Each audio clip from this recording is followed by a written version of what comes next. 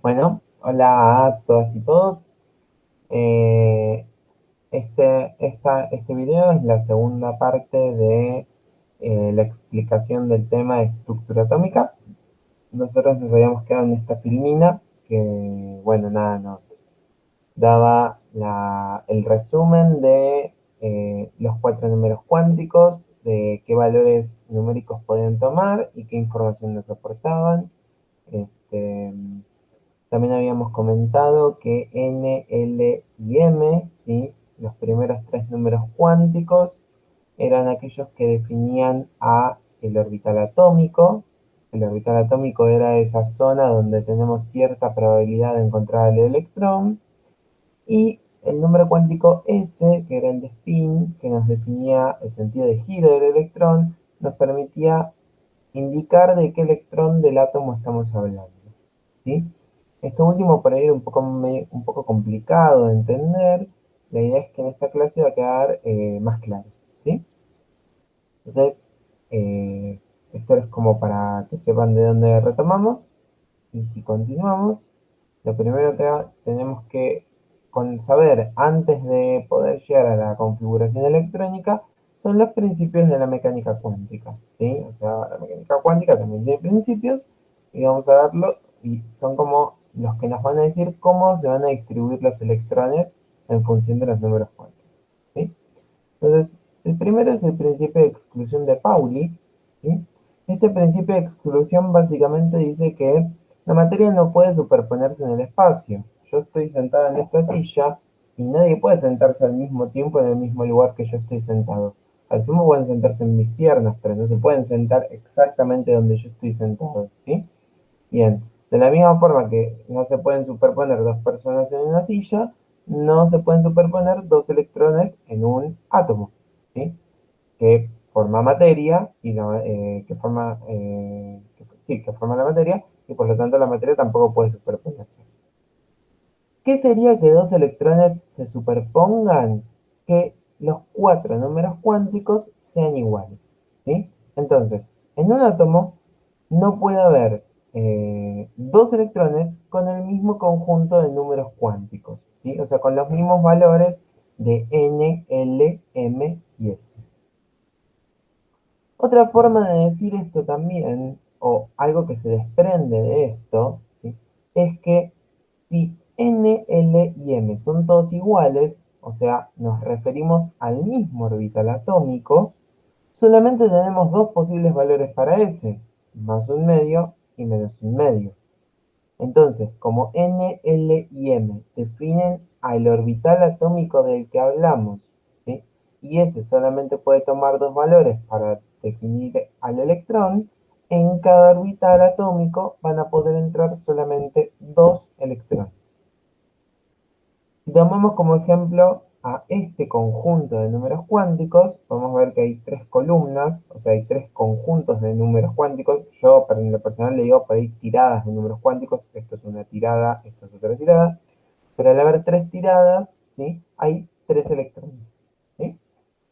Podemos ver que en las primeras dos columnas, N, L y M tienen el mismo valor, ¿sí? Y hacen referencia a el orbital 1s. ¿Por qué al orbital 1s? Porque el n es 1 y L toma el valor 0. Cuando L toma el valor 0, eso nos estaba indicando que el orbital es del tipo S. Entonces, en este orbital 1s de este átomo, podemos ver que solamente dentro de este orbital puede haber dos electrones, el que tenga asociado el spin más un medio y el que tenga asociado el spin menos un medio. Si yo repitiera el número cuántico de spin, si acá pusiera más un medio, estaría diciendo que dos electrones tienen los mismos números cuánticos y están superpuestos en el espacio, ¿sí? Cosa que no puede ocurrir. Entonces, este conjunto de números cuánticos va a definir un electrón y este conjunto de números cuánticos va a definir al otro electrón. De ahí viene el famoso 1s2, ¿sí? Decir que en el orbital S entran dos electrones, ¿sí? Con esto quizás nos queda un poquito más claro el cuadro de la diapositiva 12 que vimos en el video pasado, donde habíamos visto que los orbitales s, p, d y f quedaban definidos por el valor de L, ¿sí? S era 0, P era 1, D era 2 y F era 3. En función del valor de L, ML o M podía tomar distintos valores.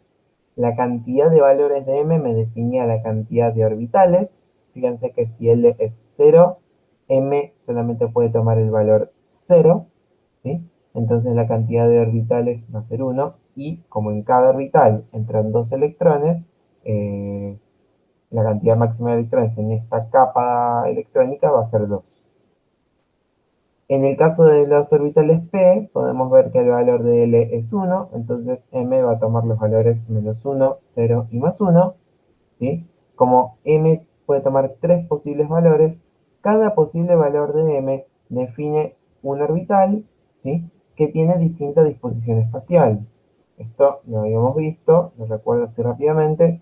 En este caso, en el caso de los orbitales P, teníamos los lóbulos que estaban extendidos a lo largo de los tres ejes. Esto está muy mal dibujado.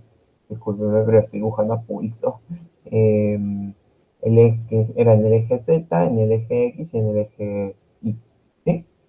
Eh, entonces, cada uno de estos es un orbital, ¿sí? En cada uno de estos orbitales, o sea, en total tenemos tres orbitales con distinta disposición espacial, pero en cada uno de estos entran dos electrones, ¿sí? Entonces, de ahí viene el famoso P6.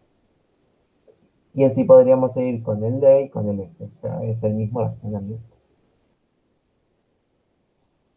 Ahora que sabemos ese principio, que es el principio de exclusión, ¿sí? Podemos ir a el principio de construcción, ¿sí? Que no, es el que nos permite definir el orden de energía que tienen los orbitales. Si nosotros hacemos una tabla con los distintos valores de n y de l, podemos ver que nos queda esta forma, ¿sí?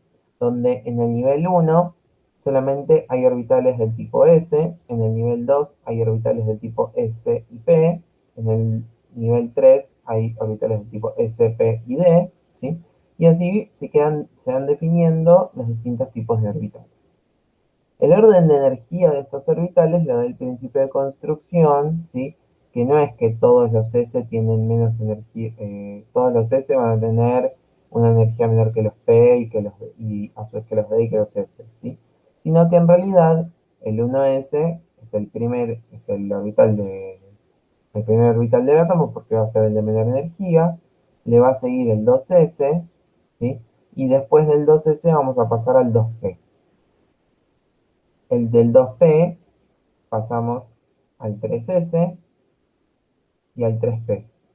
Del 3P al 4S y de acá saltamos al 3D, ¿sí? Entonces, el orden de energía de estos orbitales, ¿sí? Está dado por este principio de construcción y es lo que finalmente construimos y conocemos como la regla de las diagonales, que es lo que habrán visto el año pasado, para poder escribir la configuración electrónica, ¿sí? O sea, la configuración electrónica sale de justamente los resultados de los números cuánticos, de los resultados de la ecuación de Schrödinger, que son los números cuánticos. Entonces, vemos un poquito de la configuración electrónica y los diagramas de energía, que en el fondo son lo mismo, pero representado de distinta forma y en algunos casos tenemos información más explícita y en otros no tanto, ¿sí?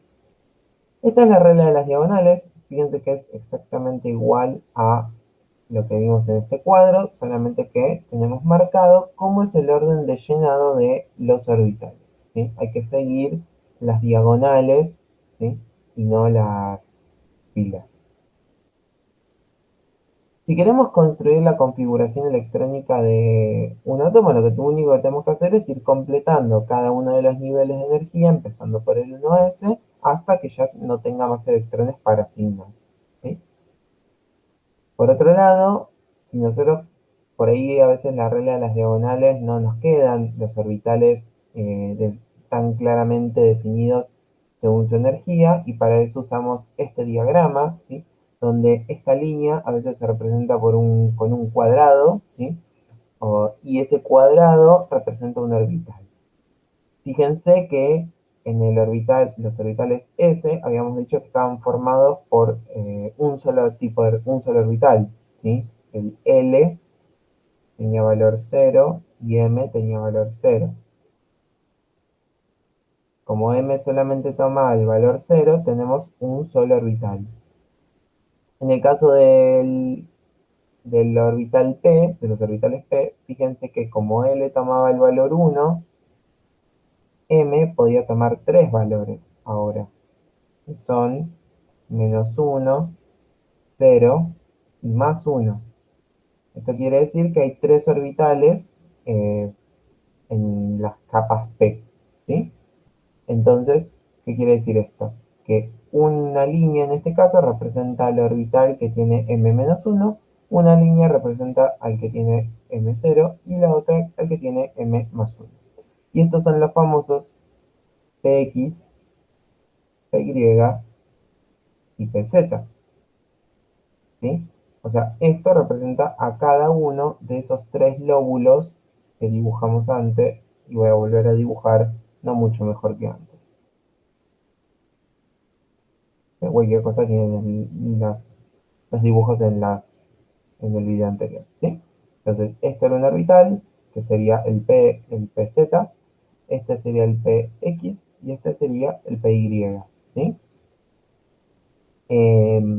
Otra cosa importante es que fíjense que estos tres orbitales son equivalentes en energía, por eso están a la misma altura. La energía en este diagrama, así planteado, crece hacia arriba.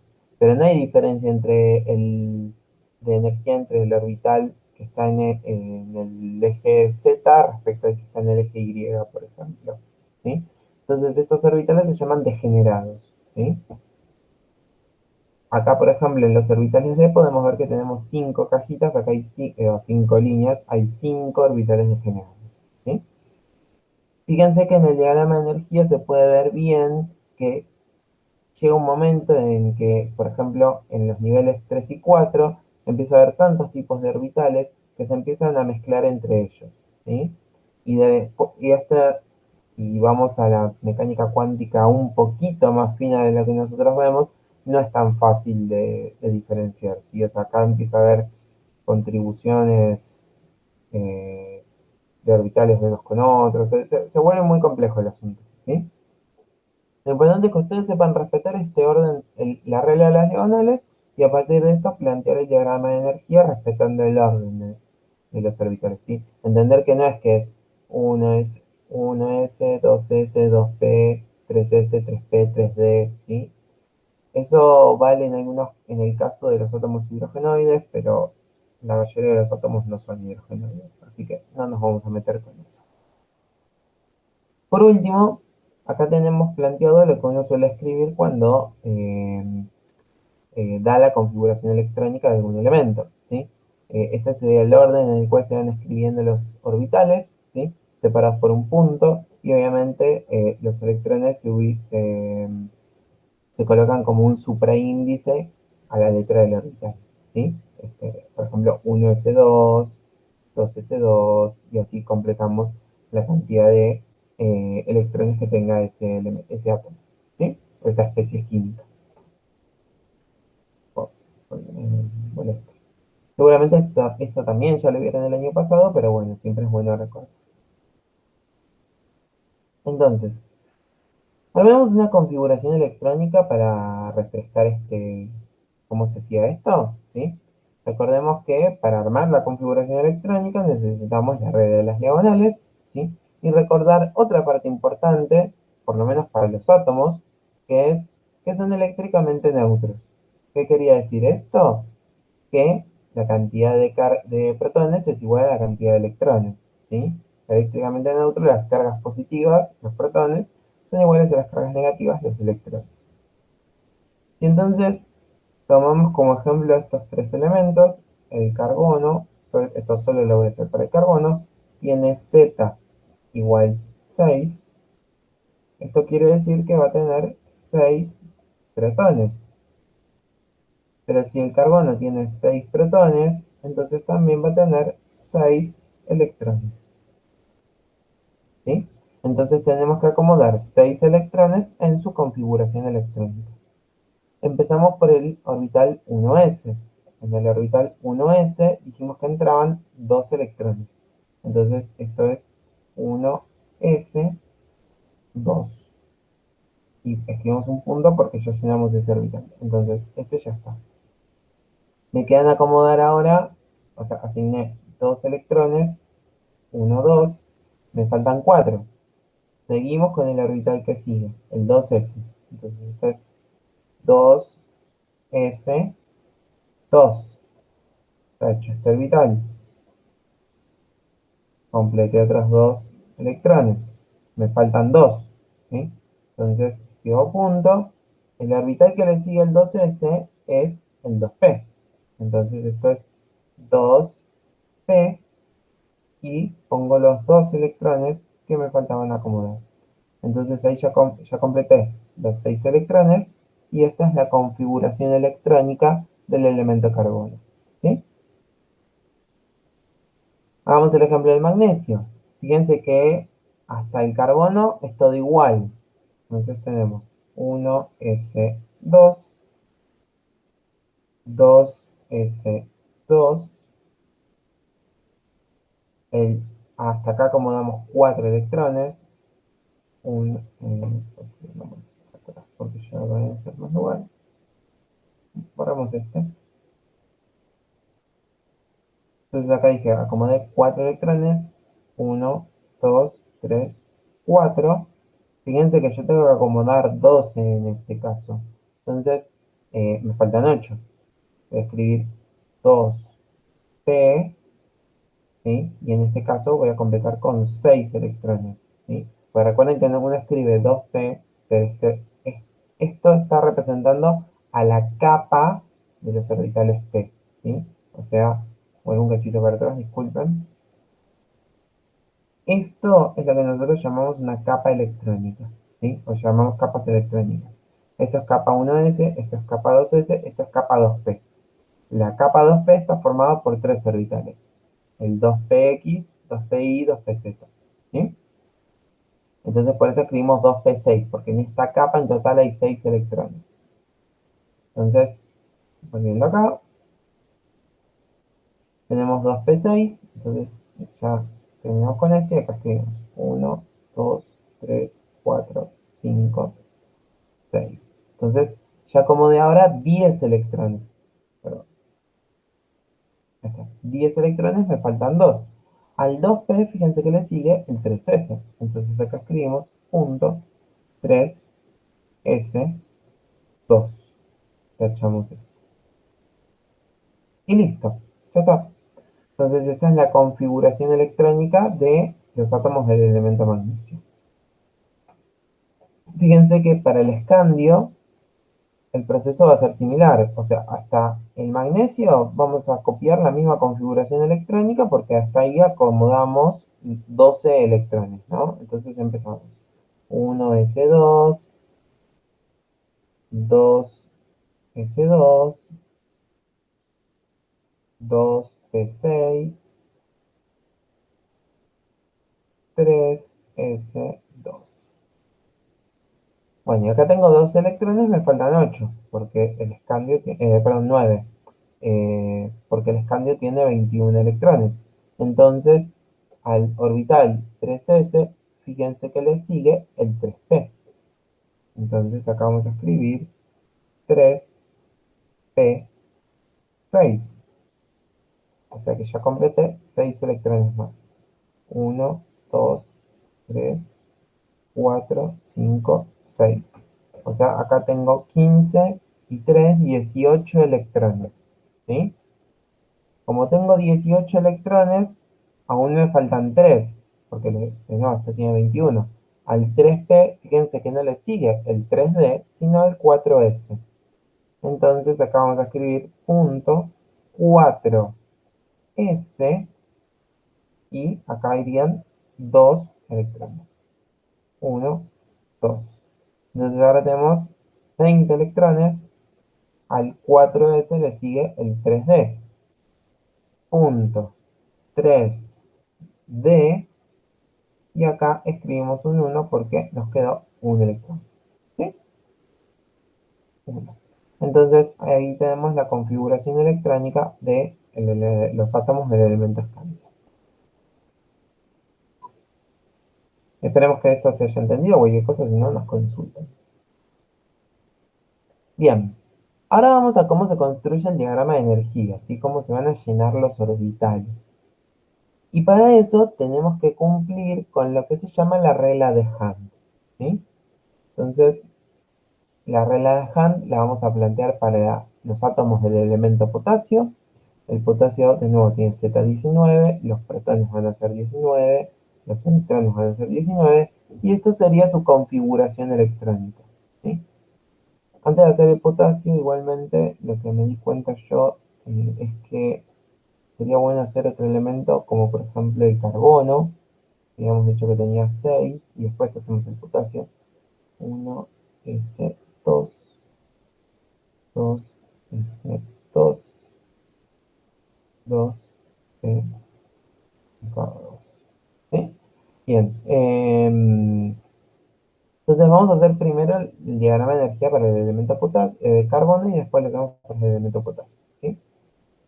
Les dije recién que tenemos que cumplir esta regla, que es la regla de Hund, que no la enunciamos, ¿no? Pero acá tenemos como resumido qué es lo que nos dice la regla de Hund. En el diagrama de energía, que es esto, ¿sí? Fíjense que es lo mismo que las líneas que había escrito antes, solamente que acá están representados como cuadraditos. Cada cuadradito es un orbital, ¿no? De nuevo, en las capas P tenemos 3 cuadrados porque hay 3 orbitales. Lo que nos dice la regla es que en cada orbital primero tenemos que llenarlo con un electrón que tenga un spin, y después agregarle el segundo electrón con el spin inverso. En los orbitales 1s esto no se va a ver mucho, pero sí va a cobrar más sentido cuando aparezcan los orbitales P y los orbitales D y F todavía más, ¿sí? Entonces empezamos a llenar. El orbital 1s, el carbono, se completa hasta acá. De acá para arriba no me interesa, entonces esto lo tacharíamos para el carbono, ¿sí? Esto no lo tendríamos en cuenta. En el orbital 1s tenemos 2 electrones. Entonces, en el diagrama de energía los electrones se representan con flechas. A veces se escriben flechas con media punta, así. A veces se les representa con la flecha con 2 puntas. Creo que lo más correcto es representarlos con media punta, pero da igual. Hay veces que en la computadora no se puede. Y esto representa un electrón que recuerdan que los electrones tenían el spin, ¿no? Y en el video pasado habíamos definido spin para arriba, va a ser flecha para, spin para arriba va a ser más un medio para el número cuántico S, spin para abajo va a ser menos un medio para el número cuántico S. Entonces acá tenemos que tener un spin para arriba y un spin para abajo. Eso es lo que establece la regla de Hund. Llenamos primero el orbital con un electrón con un sentido de spin, y después con el electrón, después con otro electrón que tenga el sentido inverso del spin que ya está puesto. Lo mismo va a pasar en el 2s, tenemos 2 electrones, entonces va a ser un electrón con spin para arriba y un electrón con spin para abajo. ¿Por qué tiene que ser un electrón con spin para arriba y otro con spin para abajo? Porque así, además, no violamos el principio de exclusión de Pauli, ¿sí? Recuerden que estos dos electrones, o estos dos, tienen los mismos M, L y N. Si están en la misma cajita, M, L y N son iguales. Se tienen que diferenciar en el valor de S. Y ahora sí, estamos haciendo el carbono, vemos que en el orbital P, en la capa P en realidad, hay 2 electrones. Entonces, siguiendo la regla de Hund, lo que tenemos que escribir es, primero, un electrón en el primer orbital P que veamos con spin positivo, ¿sí? Por convención nosotros vamos a poner primero siempre spines positivos, o sea, más un medio, o sea, hacia arriba, y después, cuando vamos a poner spines hacia abajo. La regla de Hund lo que nos dice es, entonces ponemos un electrón con spin hacia arriba en un orbital, y ahora no llenamos de nuevo este orbital, llenamos el orbital que sigue, eh, en el sentido de los otros compañeros que tiene este orbital que ya llenamos, ¿sí?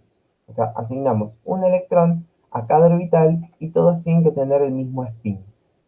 Sería incorrecto que nosotros escribamos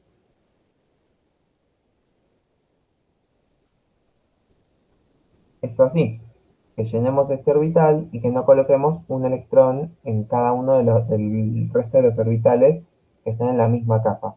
Porque justamente la regla de Hahn establece que la, la configuración electrónica de energía mínima, o sea, la del estado basal, es en la que primero cada electrón se ubica en un orbital y todos tienen el mismo spin, y después empezamos a llenar los orbitales que ya tienen un electrón con el segundo que tiene el spin inverso, ¿sí? O sea, que tiene el spin para abajo. Entonces, borremos esto. El diagrama de energía para el carbono entonces sería así. A fines prácticos, la regla de Hahn lo que nos está diciendo es que todos los electrones primero van para arriba y después van para abajo, ¿sí? Pero esto tiene un sentido mucho más fuerte que lo voy a... Y por ahí esto que dije ahora, que entiendo que es complejo y por ahí en la virtualidad no se entiende tanto, lo vamos a recapitular en uno o dos slides, ¿sí? Bien, entonces dijimos que este sería el diagrama de energías para el carbono. Ahora continuamos con el diagrama de energías para el potasio, ¿sí? Vamos a borrar el carbono, ¿sí? Y fíjense que el potasio, esto ya lo completamos, esto ya lo completamos. En la capa 2p hay 6 electrones. Entonces no me tengo que hacer mucho problema. Acá directamente tengo que completar cada orbital respetando que un electrón tiene que tener spin para arriba y otro electrón tiene que tener spin para abajo. Entonces esto está. En la 3s tengo 2 electrones, ponemos 2 electrones. En la 3p tenemos 6 electrones, ponemos los 6 electrones. Disculpen que acá me queda por ahí mal, pero espero que se entienda.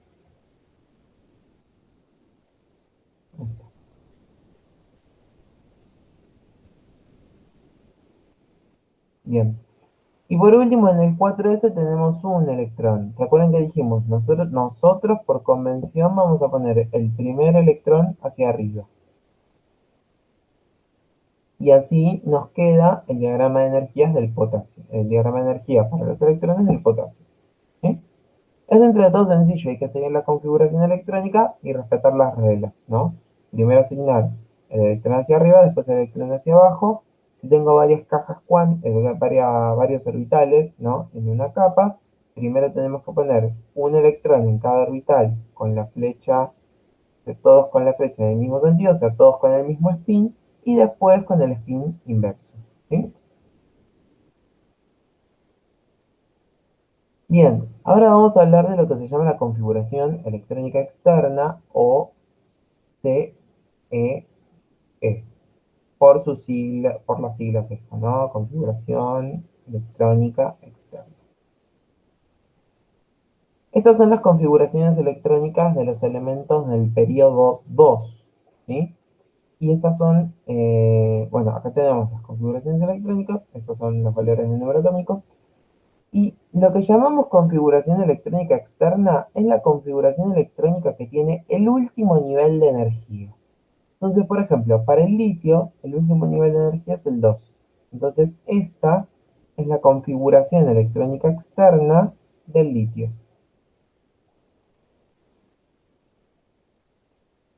que va a ser 2s1, ¿sí? De la misma forma, esta es la configuración electrónica del berilio. Y cuando llegamos al boro en adelante, tenemos que tener un poquito más de cuidado. ¿Por qué? Porque la configuración electrónica externa, repito, es la configuración electrónica del último nivel de energía, no de la última capa, ¿sí? Fíjense que la última capa del berilio está dada por los orbitales 2p, pero la configuración electrónica externa está dada por el último nivel del boro, perdón, del boro, que es la 2. Entonces, se incluyen los orbitales 2s y los orbitales 2p. O sea, la configuración electrónica externa del boro va a ser 2s2.2p1, ¿sí? Y así podemos definir todas las configuraciones electrónicas que nos faltan de estos elementos, ¿sí? Algo importante es que, por ejemplo, esto representa los diagramas de energía de estas configuraciones electrónicas externas. En este caso, hay veces que el diagrama de energías para la configuración electrónica externa, sobre todo, no se escribe vertical sino horizontal. La energía en este caso crece en este sentido, ¿sí? Y acá podemos ver cómo vamos llenando. ¿Ven? Este es el 2s1, el litio, este es el litio, este es el berilio, boro, carbono, nitrógeno, etcétera, ¿no? Y acá también podemos ver cómo se respeta la regla de Hahn, lo que decíamos antes. Primero, a medida que vamos sumando un electrón en la configuración electrónica, tenemos que agregar, cuando tenemos orbitales p, ¿no? O orbitales degenerados, porque en los d y en los f va a pasar lo mismo, vamos agregando un electrón en cada orbital y todos tienen que tener el mismo spin. Y cuando llegamos, por ejemplo, al oxígeno, donde ya tenemos en cada orbital 2p un electrón, tenemos que asignar un segundo electrón en el primer orbital, pero tienen que tener el spin inverso para que se respete el principio de exclusión. Flúor.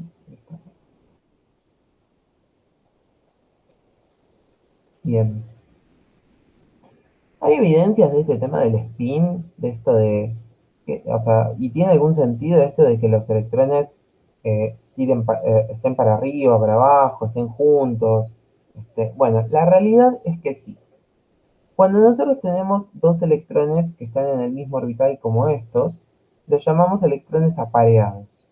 Y estos electrones que están sueltos en un solo orbital se llaman electrones desapareados. Entonces, los átomos de los elementos químicos tienen distinto comportamiento según si los electrones de la última capa están apareados o están desapareados. Y me preguntan cuál sería ese comportamiento o qué evidencia experimental hay de esto. Bueno, la evidencia está en las propiedades magnéticas, ¿sí? Los elementos que tienen electrones desapareados en su última capa se conocen como paramagnéticos, ¿sí? Los elementos paramagnéticos son atraídos por un campo magnético. O sea, uno los pone con un campo magnético y van a sentir atracción por ese campo.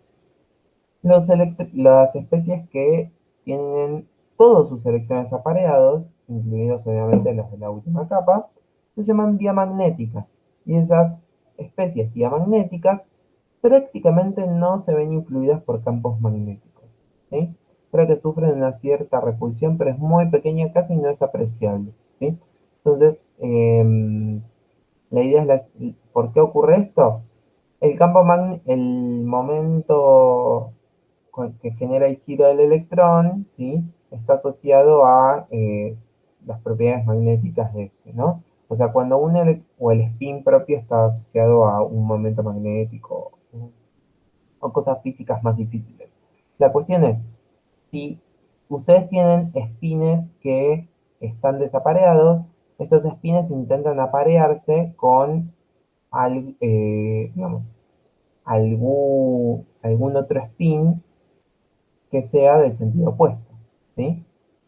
Por una cuestión estadística, si yo mal no recuerdo, en un material hay átomos que tienen tanto spin para arriba como spin para abajo, y eso hace veces que se compensen, pero hay muchas veces que no, y bueno, nada.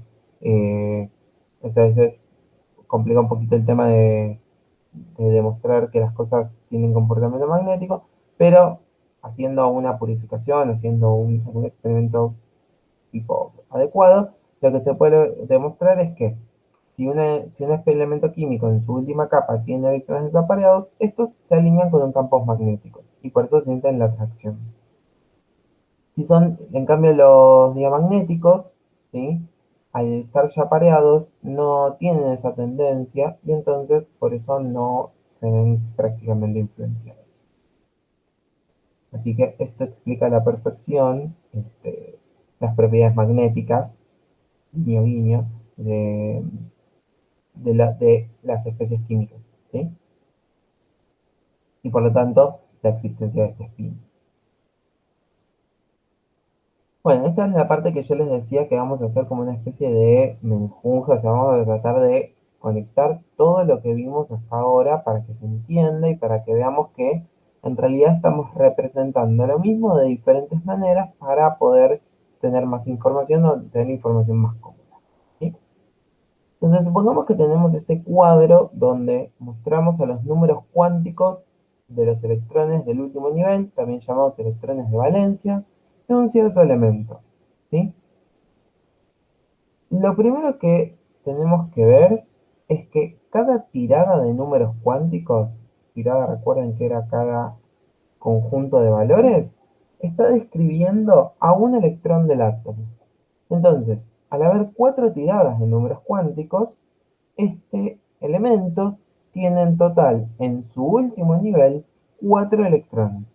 ¿Sí? Acá hay cuatro electrones.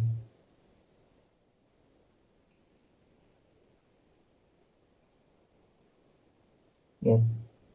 Ahora, a partir de los valores de n, l y m, podemos definir en qué tipo de orbitales se encuentran estos electrones. ¿Sí? Y a partir de eso, escribir su configuración electrónica. Entonces, por lo menos en principio la externa, y conociendo la externa podemos volver para atrás, porque si sabemos los últimos orbitales, los de adelante ya lo sabemos. ¿Sí? Podemos ver que en este caso tenemos orbitales que están en el nivel 2 y tenemos orbitales del tipo S y orbitales del tipo P. Entonces, la configuración electrónica externa acaba de ser 2S punto 2P. Acá hay que aclarar que es la externa.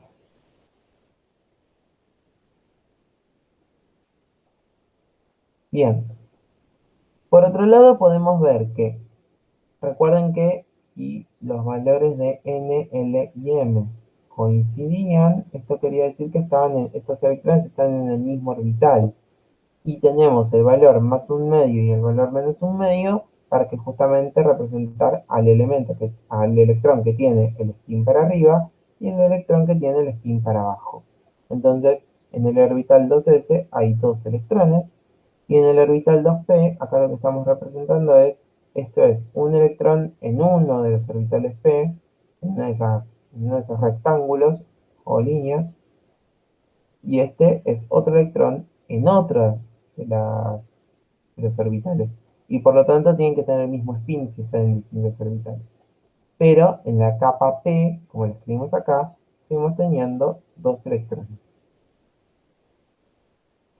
Fíjense que, como esta es la configuración electrónica externa, si queremos escribir la configuración electrónica completa, tendríamos que completar los orbitales que están antes de, de estos, ¿no? Y es sencillo, porque en este caso tendríamos solamente el orbital 1s. Y miramos bien la red de las diagonales. Entonces esta es la configuración electrónica de este elemento. Que fíjense que es la de carbono, que dio la casualidad de que la usamos antes. No fue pensado, no fue pensado. Ahora nos gustaría poder construir el diagrama de energía, ¿sí? Para eso vamos a plantear de nuevo los orbitales en su orden y en los orbitales S hay un solo orbital, en los orbitales 2p hay tres orbitales. ¿Sí? Esta en realidad justo lo hicimos antes, vamos a repetirlo. En el orbital 1s tenemos dos electrones, entonces va uno para arriba y uno para abajo. En el orbital 2p también hay dos electrones, uno para arriba, otro para abajo. Y en el orbital 2p, uno para arriba, otro para arriba, en distintos orbitales con el mismo spin. Fíjense que, de nuevo, hay una correlación entre esto y esto. ¿Sí? De hecho, otra forma que tenemos de escribir la configuración electrónica, que no la vamos a usar mucho, pero a veces la vamos a ver, es la siguiente. A veces la capa 2p se desmenuza en los orbitales. Entonces lo que se escribe es 1s2.s2.2p. Y recuerden que estos son tres orbitales, donde uno le habíamos llamado px, al otro pi y al último pz. Entonces acá vamos a escribir 2px.2pi, y en el 2px tengo un electrón, y en el 2pi tengo, perdón, me queda un poquito chico. En el 2pi tengo un electrón. Esto es equivalente a escribir el 2p, ¿sí? Acá estamos como desmenuzando esta parte. Lo importante es, fíjense que en cada orbital hay un electrón, ¿sí? En cada orbital hay un electrón. Cada orbital tiene que, cada uno de estos electrones tiene que tener el mismo spin, y por eso acá vemos que tienen el mismo valor del número cuántico S, ¿sí? Pero fíjense que como están en distintos orbitales, en distintas cajas, ¿sí? Lo que está cambiando es el orbital en el que están, y eso lo vemos en el orbital, en el número cuántico m. Están en el mismo nivel de energía y en el mismo tipo de orbital, pero en orbitales diferentes, con el mismo spin. Otra cosa que podemos ver es que se cumple el principio de construcción porque estamos respetando la regla de las diagonales. Se cumple el principio de exclusión porque no repetimos los números cuánticos para ninguno de los electrones. Y se cumple la regla de Hund porque estamos logrando que todos los electrones queden primero con un sentido del spin y después con el otro, ¿sí? La regla de Hund también se llama regla de máxima multiplicidad porque siempre hay que tener el spin máximo. Entonces, podemos ver que todo esto es correcto y que todo está correlacionado con todo, ¿sí? Que no equivocarnos en una de estas tres cosas causaría una inconsistencia bastante importante. Bien, nosotros hasta ahora lo que vimos fue cómo construimos la configuración electrónica, pero digamos, la idea es que nosotros vayamos un poquito más lejos y podamos extraer información de esa configuración electrónica.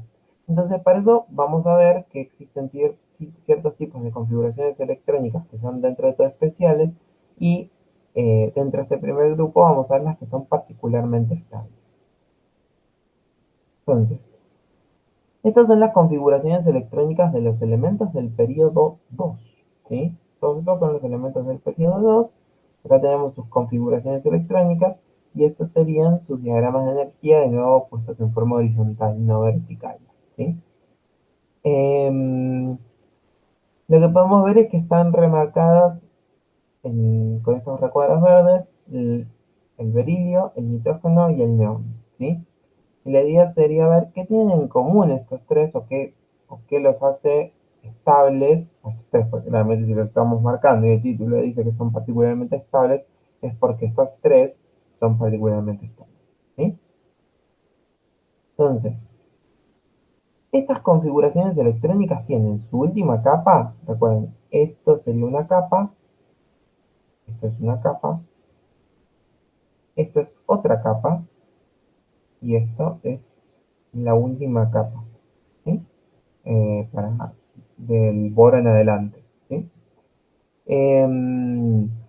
Lo que podemos ver es que en el caso del berilio, del nitrógeno y del neón, la última capa se encuentra lleno o semilleno, ¿sí? Entonces, las configuraciones electrónicas van a ser particularmente estables, ¿sí? Cuando se logren que la última capa se encuentre llena o semillena. ¿Por qué esas configuraciones electrónicas son particularmente estables? Porque fíjense que de alguna forma se compensan las repulsiones entre electrones. Si miramos el caso del oxígeno, este orbital, ¿sí?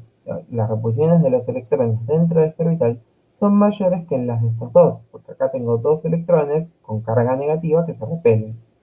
En cambio, este electrón dentro del orbital no tiene nadie con quien repelerse. Sí, quizás se repele un poco con los electrones vecinos, ¿no? Este con este, pero no, dentro del orbital no tiene nadie con quien repelerse. Lo mismo pasa con el carbono, es como que hay una repulsión dispar, porque este electrón se repele con este electrón, pero en este orbital no hay repulsión, ¿sí?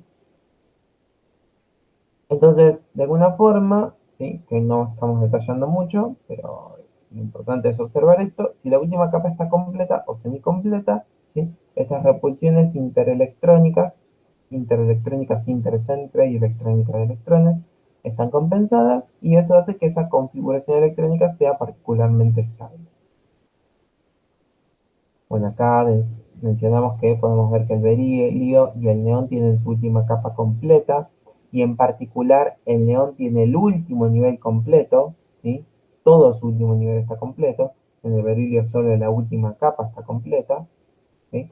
Completar el último nivel tiene como un nivel de estabilidad mayor que completar la capa, y el nitrógeno solo tiene su capa semillena. Y también lo que podemos mencionar acá, viendo esto, de que el nitrógeno tiene su último nivel completo, es que justamente los gases nobles tienen una inercia química bastante importante que puede explicarse con que su último nivel de energía está completo. Entonces, estos electrones no quieren, digamos, no quieren ni perder electrones, porque rompería este equilibrio de repulsiones, ni agregarle, porque si le agrego tengo que sumar otro orbital acá, ¿sí? Entonces, los gases nobles prácticamente no reaccionan a nivel químico o reaccionan en condiciones muy especiales o sustancias muy específicas. Otro tipo de configuraciones electrónicas que pueden presentarse son aquellas que no sigan la regla de las diagonales, ¿sí? Nosotros hasta ahora siempre venimos escribiendo configuraciones electrónicas en estado basal, ¿sí? El estado de mínima energía del átomo. Si se excita un átomo, podría tener otro tipo de configuraciones electrónicas, pero eso lo vamos a dejar para tratarlo en la presencialidad o por ahí. No lo vamos a mencionar porque tampoco nos interesa mucho trabajar con configuraciones electrónicas de átomos excitados, ¿sí? Pero lo que sí es importante es que hay algunas configuraciones electrónicas que no siguen la regla de las diagonales, ¿sí? Acá tenemos, bueno, esto representa bastante bien cómo es la química sin excepciones y cómo es la química de verdad. Entonces vemos que en realidad muchos de los conceptos que estudiamos tienen más excepciones que reglas. Pero bueno, así es la química. En esta tabla lo que podemos ver son todos los elementos de los metales de transición del periodo 4. ¿Sí? Acá tenemos cómo es su configuración electrónica siguiendo la regla de las diagonales. Y esta es la configuración electrónica real que tiene ese elemento, junto con el diagrama de energía de las últimas capas, ¿sí? La capa 4S y la capa 3D, ¿sí? Para todos estos elementos. Y lo que podemos ver en este caso es que eh, en el cromo y en el cobre, las configuraciones electrónicas que adoptan son distintas a las que establece la regla de las diagonales, ¿sí? Si fuéramos a ver, si viéramos esas configuraciones electrónicas y esos diagramas de energía, lo que veríamos sería esto. Esta sería la configuración electrónica del cromo y el diagrama de energía, y esta la del cobre, ¿sí? Esta es la del cobre. ¿Qué es lo que pasa? El cromo transfiere un electrón del orbital 4s al último orbital 3d que está vacío. Y entonces adquiere esta configuración electrónica, 4s1, 3d5. ¿Sí? ¿Por qué hace esto? ¿Por qué, digamos, se da este fenómeno? Porque fíjense que de esta forma se logra que todos los orbitales de, de las últimas dos capas queden semicompletos. ¿Sí? Si bien es cierto que estamos sacándole el hecho de que la capa 4S esté completa, ¿sí? Eh, Acá estamos equilibrando todas las repulsiones de la capa 3D, ¿sí? Y eso, digamos, se ve que le da una mayor estabilidad a la configuración electrónica del cromo que mantener el nivel 4S completo. Algo similar pasa en el cobre, fíjense. El cobre lo que hace es transfiere el último, un electrón 4s al último orbital 3D que le falta un electrón para completarse. Entonces completa la capa 3D a costa de dejar la 4S con un solo electrón. O sea, en el caso particular, sobre todo de los metales de transición y transición interna, o sea, elementos que tienen orbitales D y F, podemos ver que no es tan fácil escribir su configuración electrónica, sino que requerimos usar el diagrama de energías, porque seguir la regla de las diagonales no es correcto, ¿sí? Entonces acá tenemos un resumencito de lo que les comenté recién, ¿sí? Que tenemos que analizar si existe la posibilidad de semicompletar o completar capas, ¿sí? Con más orbitales y de esta forma lograr una configuración electrónica que tenga una estabilidad mayor. Bien, ahora que hablamos de las configuraciones electrónicas estables y de las configuraciones electrónicas anómalas, vamos a hablar un poco, por ejemplo, de los iones y los estados de oxidación, ¿sí? Entonces, obviamente los números de oxidación los podemos deducir a partir de la configuración electrónica que tiene un dado elemento químico, ¿sí? Recordemos que ustedes esto lo habrán visto el año pasado, los átomos de los diferentes elementos podían ganar o perder electrones y formar iones, ¿sí? El estado de oxidación suele surgir de ganar o perder electrones para adoptar una configuración electrónica más estable, y por lo general esto va a implicar a completar capas, ¿sí? Em, de acá también tendríamos que recordar que el número de oxidación coincide con la carga, particularmente en los iones monoatómicos, ¿sí? En los iones poliatómicos la cosa se vuelve un poquito más complicada. Entonces, si tomamos como ejemplo estos tres elementos, podemos ver que el último nivel del sodio es el 3s1, ¿sí? De perder este electrón, el sodio lograría completar su último nivel, que vimos que es como la máxima estabilidad que puede lograr un elemento químico, por lo menos de los que vamos a ver nosotros. Entonces, si el sodio pierde un electrón, se transformaría en el catión sodio, y esto implicaría también que el número de oxidación del sodio es más 1, ¿sí? Algo similar sucede con el magnesio. El magnesio tiene una configuración electrónica particularmente estable porque su última capa está completa. Pero de perder estos dos electrones, logra completar su último nivel. Y completar su último nivel suele ser bastante favorable.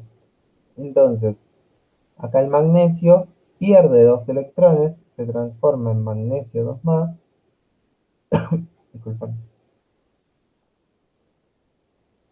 Y el número de oxidación sería más 2. Por último, en el azufre la cosa es un poco más difícil, ¿sí? Para el azufre lo primero voy a recordar los números de oxidación. Los principales serán -2, +4 y +6. Y lo que podemos ver es que, por ejemplo, un número de oxidación -2 quiere decir que este átomo ganó dos electrones y se transformó en un anión sulfuro. Justamente ganar dos electrones implica que el número de oxidación del azufre en este caso es -2. Ahora, algo importante es que el azufre tenga número de oxidación +4 y +6 no quiere decir que exista el catión azufre 4 más o el azufre 6 más. Las especies no existen, ¿sí? Lo que pasa es que uno puede como determinar el estado de oxidación eh, considerando esto de que se pierden o se ganan completamente los electrones. Pero estos números de oxidación son típicos de sustancias moleculares del azufre. Ahí el azufre no está solo. Y mirar solo su configuración electrónica no me da toda la información para poder decir cuál es el número de oxidación estable, ¿sí? Pero por lo menos podemos deducir los que va a tener. Porque fíjense, un número de oxidación +4 sigue dentro de todo teniendo el mismo sentido, que es que se perdieron 4 electrones. Entonces, acá, disculpen, me voy a confundir, esto es un 3p4, ¿sí? Entonces, fíjense que perder 4 electrones, el último, justo en la última capa, hay 4 electrones. O sea, perder esta capa completa y dejar la última capa, después de que esto se fue, completa, ¿sí? Termina resultando en uno de los números de oxidación del azufre. Si se pierde todo el nivel 3, el último nivel queda completo. Y ahí la carga del azufre sería 6 más, ahí llegamos al otro número de oxidación del azufre. Entonces esto explica por qué el azufre puede también tener número de oxidación más 4 y más 6. ¿Sí? Y por qué en general además los números de oxidación van de 2 en 2. Bien, esto tiene bastante sentido, supongo. Igualmente lo vamos a charlar en clase, pero por lo menos para el caso de los metales y para el sodio y para el magnesio es bastante claro. Los orbitales D y F se portan diferente, como siempre, ¿sí? No podemos pedirles mucho, pobres. No, mentira. No, los orbitales D y F tienen una química un poco más rica y eh, por eso hay que tener cuidado, ¿sí? Sí, ya sé, debemos estar así, pero bueno, nada, hay que aprenderlo porque además es bastante interesante. Estas son soluciones de las sales, de los cationes, de los metales de transición también del periodo 4, como estamos analizando antes, que podemos ver que tienen estos iones. Podemos ver que la mayoría de estos elementos, de estos metales de transición, presentan como número de oxidación común más 2, ¿sí?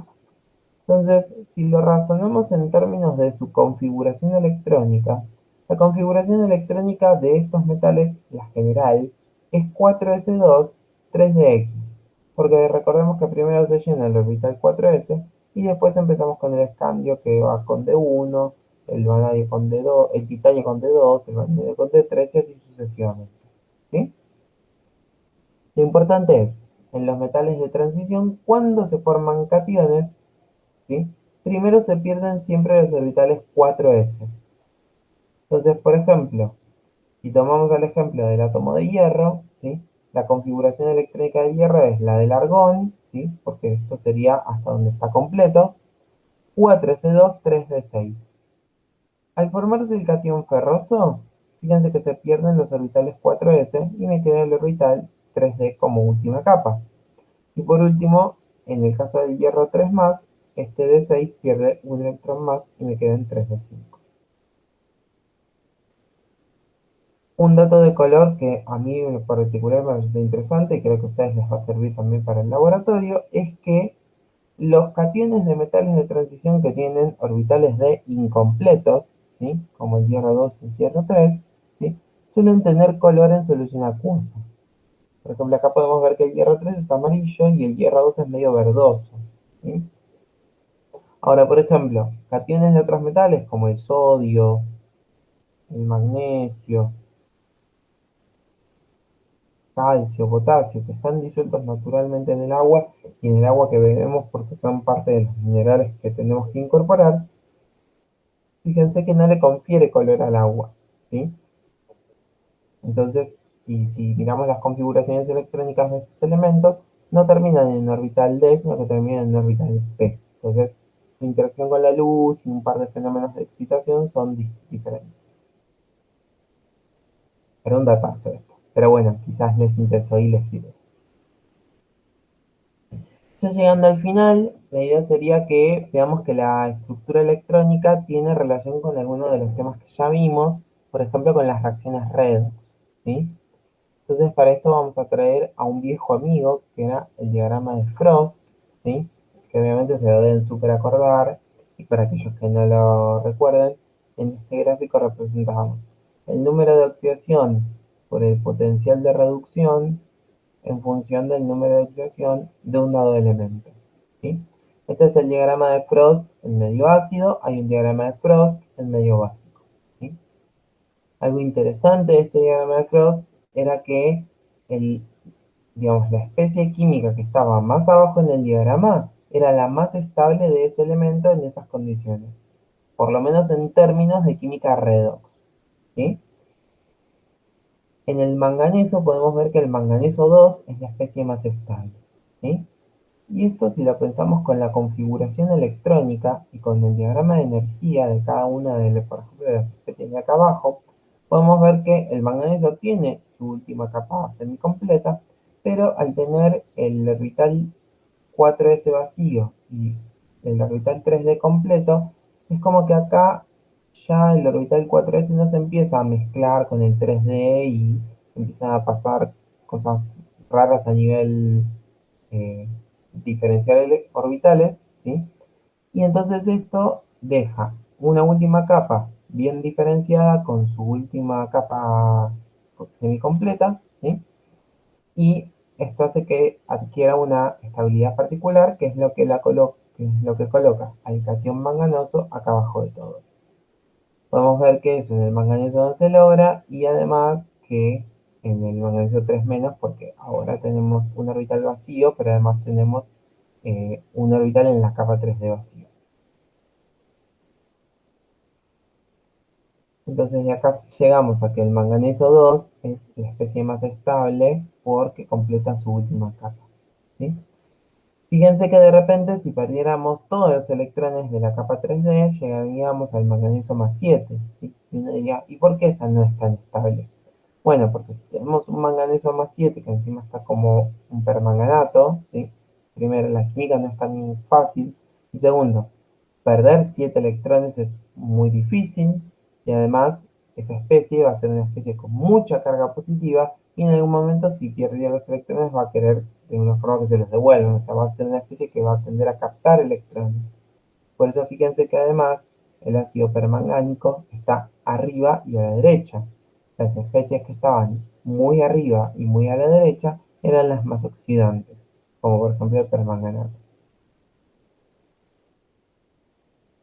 Seguramente ustedes deben tener esta carita así como diciendo, bueno, tipo, estoy en modo koala comiendo hojas.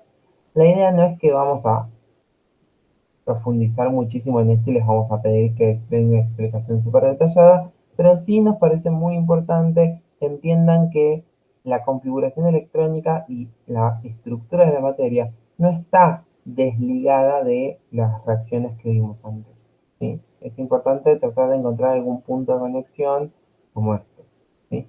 Y así como este punto de conexión hay miles, pero bueno, no los vamos a apabullar con eso. Y además hay otra cosa importante que ustedes tienen que saber. En la química ninguna respuesta es universal, ¿sí? Y esta es una posible explicación. O sea, nosotros les vamos a ir dando herramientas para que puedan encarar los fenómenos inorgánicos y tratar de explicarlos, ¿sí? A medida que tengamos más herramientas, ustedes van a desarrollar una especie de intuición o van a más o menos orientarse y van a saber para dónde disparar. Si para estructura electrónica, si para lo que vamos a ver más adelante de tabla periódica, uniones químicas, etc. ¿Sí? Pero vamos a ver que todo esto es una construcción que se va haciendo cada vez más grande. Solo nos queda entonces despedirnos. Recuerden que nos vemos en la clase presencial para cualquier duda, ¿sí? Vayan haciendo el cuadernillo para adelantar tiempo y será hasta la próxima.